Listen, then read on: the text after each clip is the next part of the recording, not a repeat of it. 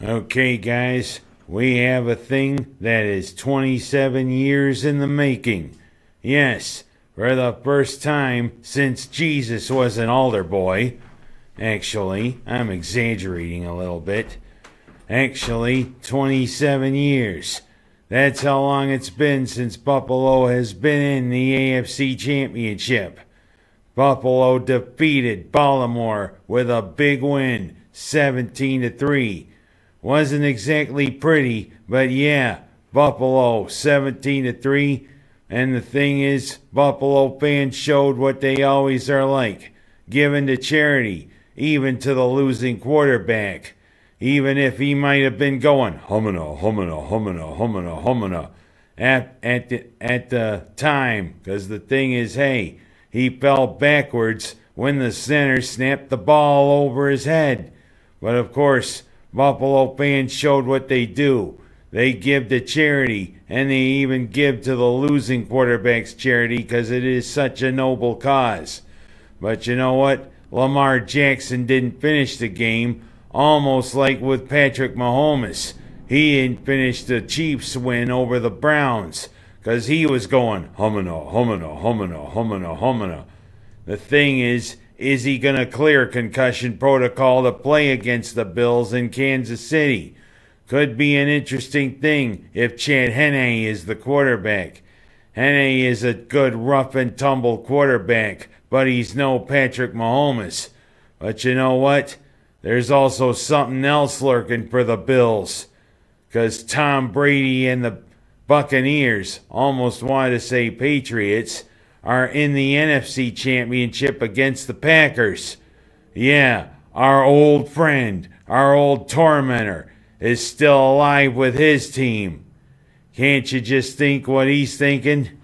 Hey, Bills, I'm still here. And you know what we're doing? Ah! That's probably what's happening. You know what?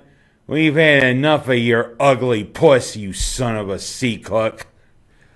That's all I'm going to say about Tom Brady. Because you know what? Hopefully Aaron Rodgers and the Packers can take care of him.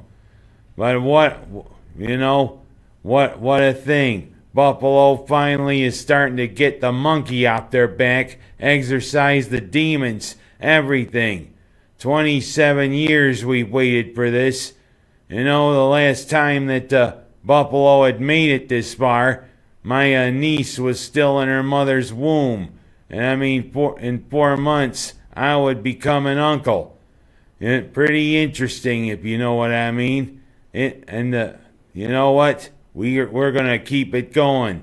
We've got the Bills and the Chiefs coming up this Sunday, 6:30. Watch it. Buffalo can go to the Super Bowl if they can pull off the upset. Let's go, Buffalo. Now I'm going to go from a high to a low. Syracuse, it seems as though coming back from their postponement kind of looks a little rough. They've lost 3 of their 4 games since they came back. Their only win was against their old friends, the Hoyas. And we got a rough slate coming up in the next week. We got Miami, we got Virginia Tech, and Virginia. All 3 of them extremely tough opponents. Just seems as though Syracuse can take a lead, but they can't hold it, especially because, hey, they can't rebound the ball, and heck, sometimes they can't shoot the three-pointer, which seems as though we've become living or dying by it. But I mean, 5 points, we had a lead against Pittsburgh in the last game. We wound up losing by 20. What happened to the defense? What happened to the offense? What happened to Syracuse?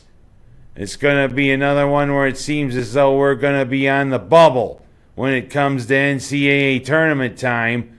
You know, but Syracuse has got to get some consistency. They got to get their recruits back. They got to get their ways back. Yeah, I mean, we were so used to years for Syracuse being the beast of the East. Now it's some kind of almost seems like we're the Dachshunds of the Moxons. or we're the little dogs. Roof, roof, roof, roof, roof, instead of roof, roof, roof. What happened to Syracuse basketball? Oh well, some say, hey, Boeheim got old. We still can get the recruits in there. We still can turn it around. Let's show we're the beasts of the East again, Syracuse. And also, the one thing I've noticed, it's going to be a tumultuous time in Washington. Biden takes the oath of office tomorrow. So does Kamala Harris as our vice president. And also, Trump leaves his presidency in a bit of disgrace. But when did Washington D.C. become Fortress Washington? Washington D.C. almost is like Fort Washington. You gotta go through 600 layers of security to go around Washington D.C. All the troops around, a whole division of National Guard troops, plus also all the police. You can't go from here to there without, what's your background? Have you ever been convicted by a crime? What are you? What nationality are you? Every block it seems there's a checkpoint there in Checkpoint Washington. Washington's now Checkpoint Charlie. But of course, there still is the rumored threats of extremist groups there in Washington and extremist groups at any of the 50 state capitals. They're also becoming Checkpoint Charlie. But it'll be interesting. Trump leaves with a little bit of a send-off, and Biden and Harris come in with a very interesting agenda, wanting to reverse a lot of Trump's policies. Well, you know what? I'll believe it when I see it. Biden, you talk a lot of these things, and the thing is, I'm just hoping you don't take a lot of points away from the right wing, not the extreme right wing. But you know how these Democrats like to think. And we got too many left-leaning Democrats, especially in Congress, especially Cortez. Boy, it's scary whenever she opens her mouth, isn't it? But it's going to be an interesting transition of power, interesting first 100 days with Biden's administration. We'll see what happens.